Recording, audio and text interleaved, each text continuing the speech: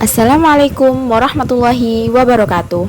Perkenalkan, kami dari kelompok 1 dengan anggota Devina Hernisa, Duratun Nadifah, Imro'atul Nur Amalia, dan Ismiftahun Nafis akan menerangkan tentang arthropoda.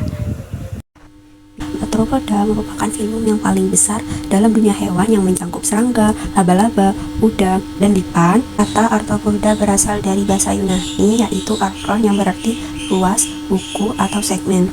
Arthropoda juga dikenal dengan nama hewan berbuku-buku atau hewan beruas. Cara reproduksi arthropoda sendiri secara umum adalah dengan cara seksual, yaitu melalui perkawinan atau disebut sebagai kopulasi dan fertilisasi internal. Selanjutnya yaitu kelas arthropoda.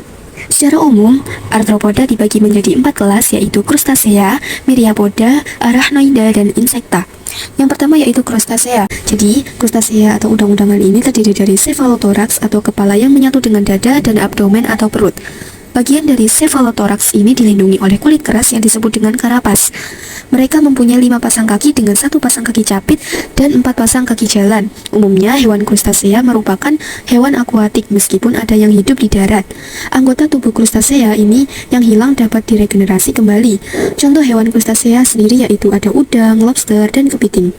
Yang kedua yaitu myriapoda. Berbeda dengan kelas sebelumnya, anggota myriapoda hanya terdiri dari kepala dan badan saja, tidak mempunyai dada. Nah, kelas myriapoda ini setiap ruas badannya terdapat kaki yang berpasangan. Itulah kenapa anggota kelas ini memiliki kaki yang banyak. Klasifikasi myriapoda terdiri atas ordo Diplopoda dan ordo Chilopoda. Ordo Diplopoda adalah kelas yang berbentuk bulat memanjang, memiliki banyak segmen dan tubuhnya ditutupi oleh lapisan yang mengandung garam kalsium. Sedangkan ordo Chilopoda memiliki bentuk tubuh pipih dorsoventral. Contoh hewan myriapoda ini yaitu kaki seribu dan kelabang. Kelas yang ketiga yaitu Arachnoidea, yang biasa disebut dengan Arachida, berasal dari bahasa Yunani yaitu arachne yang berarti laba-laba. Jadi, anggota kelas ini yaitu laba-laba, kalajengking, dan tungau. Hewan Arachnoidea merupakan hewan terestrial atau hewan darat. Hewan ini hidup secara bebas maupun menjadi parasit bebas bersifat karnivora. Ukuran tubuh pada kelompok Arachnoidea bervariasi. Panjang tubuhnya sekitar kurang dari 0,5 mm sampai 9 cm. Mereka memiliki tubuh yang terdiri atas cephalothorax dan perut. Selain itu, mereka juga memiliki 4 pasang kaki yang terdapat pada bagian cephalothorax dan 2 pasang mulut. Jadi bisa disimpulkan kalau salah satu anggota filum dari arthropoda yang memiliki 4 pasang kaki adalah Arachnoidea. Contoh hewan Arachnoidea itu laba-laba. Kelas yang keempat yaitu insecta. Insecta atau serangga merupakan kelas terakhir dari filum arthropoda. Kalau kelas ini yaitu tubuhnya terdiri dari kepala, dada, dan abdomen. Di bagian kepala itu ada mulut, antena, mata tunggal, dan mata majemuk. Mereka mempunyai 4 tipe mulut, yaitu tipe dipteran atau penjilat dan penghisap. Yang kedua tipe lepidoptera, penghisap. Yang ketiga tipe hemipteran atau penusuk dan penghisap. Dan tipe yang keempat yaitu ortopteran atau penggigit. Selain itu, mereka juga termasuk hewan yang mengalami metamorfosis, yaitu perubahan bentuk dari telur hingga menjadi dewasa. Contoh dari hewan insekta yaitu kupu-kupu, belalang, dan jangkrik. Kupu-kupu, klasifikasi kupu-kupu. Kingdom Animalia, filum Arthropoda, kelas Insecta, ordo Lepidoptera, famili Nymphalidae, genus Danaus, spesies Danaus plaxipus, dengan nama Indonesia, kupu-kupu raja jantan. Fakta unik dari kupu-kupu yang pertama, metamorfosis spektakuler. Salah satu ciri khas kupu-kupu sebagai serangga adalah metamorfosisnya yang sempurna, dari telur menjadi ulat, kemudian kepompong, hingga menjadi kupu-kupu dewasa. Yang kedua, sayap bersisik. Sayap kupu-kupu yang indah terdiri dari ribuan sisik kecil yang saling tumpang tindih. Yang ketiga, belalainya yang unik. Kupu-kupu memiliki belalai yang dapat digulung dan diulur seperti sedotan. Yang keempat, penglihatan yang luar biasa. Mata majemuk kupu-kupu terdiri dari ribuan lensa yang memungkinkan mereka melihat dalam spektrum warna yang lebih luas daripada manusia.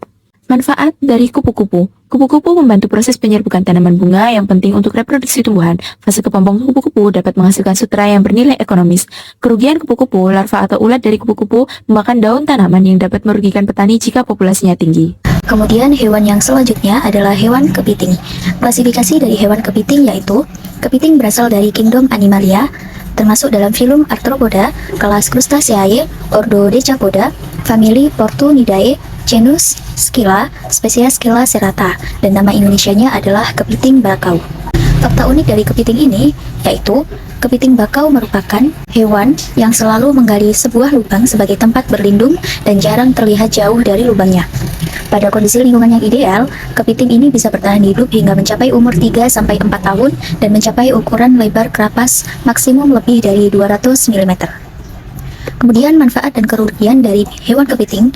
Yang pertama manfaatnya yaitu daging kepiting itu kaya akan protein, terutama kepiting yang jenis jumbo, yaitu memiliki nilai jual tinggi dan dapat diekspor untuk meningkatkan potensi ekonomi lokal. Kemudian kerugian dari binatang kepiting ini yaitu kepiting itu dapat terkontaminasi logam berat seperti kadmium, berbahaya jika dikonsumsi dalam jumlah yang besar.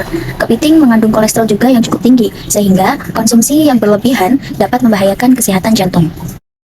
Kemudian hewan yang ketiga ada hewan laba-laba. Klasifikasi dari hewan laba-laba yaitu termasuk dalam kingdom Animalia, filum Arthropoda, kelas Arachnidae, ordo Aroneaceae, famili Lysosidae, genus Lysosa, spesies Lysosa sp. Nama Indonesianya adalah laba-laba. Fakta unik dari laba-laba yaitu mempunyai kemampuan untuk menghasilkan jaring sutra untuk berbagai keperluan. Kemudian laba-laba juga dapat membersihkan rumah dari hama pengganggu. Laba-laba bisa menangkap hama di dalam rumah. Bahkan, laba-laba memangsa serangga membawa penyakit seperti nyamuk, lalat, kecoa, dan tungau pada pakaian. Kemudian laba-laba juga memiliki keunikan yaitu bahwa laba-laba memiliki 8 mata, tapi ada juga yang lebih sedikit. Kemudian ada juga manfaat dan kerugian dari laba-laba. Yang pertama manfaat dari laba-laba yaitu laba-laba itu memakan banyak serangga seperti nyamuk dan kecoa dan lain-lain. Dengan begitu, mereka itu membantu mengurangi jumlah serangga yang bisa mengganggu kita. Kemudian kerugian dari laba-laba yaitu beberapa jenis laba-laba bisa menggigit dan memiliki racun yang berbahaya. Namun, gigitan serius itu jarang terjadi pada umumnya. Nah, sekian video dari kami. Semoga bermanfaat. Sampai bertemu di video kami selanjutnya. Wassalamualaikum warahmatullahi wabarakatuh.